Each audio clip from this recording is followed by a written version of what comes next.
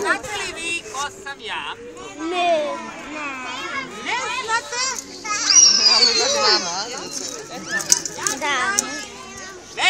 Zverko sa Tandara Mandara planete. A jeste li čuli za moju planetu? Ne. Jeste. Hej. To je najlepša i najveća planeta u galaksiji. A sa koje ste vi planete? Zemlje? Pa što ne kažete? Pa što odmah niste rekli?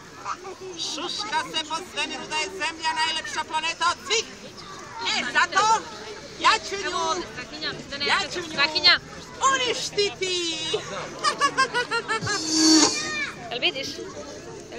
Samo ne znam kako da stignem do te vaše planete. Nisam ja sam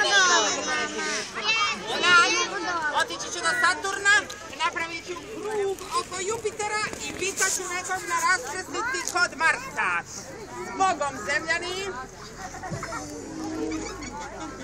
Hajde!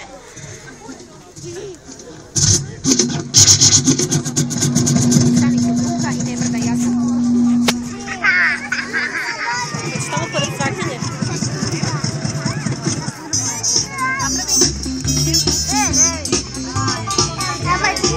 Ja sam ona. Aha, da, jeste.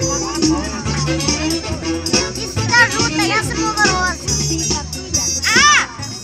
Ružice, koliko puta treba da ti kažem da je brza vožnja zabranjena u svemiru? Da, pčelica, ali znaš da mi je brza vožnja u krvi?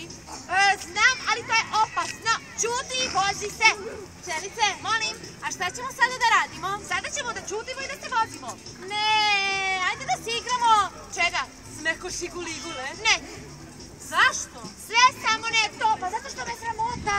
Čega te sramota? Da li ti vidiš koliko ovde ima malih zemljana i svi gledaju nas?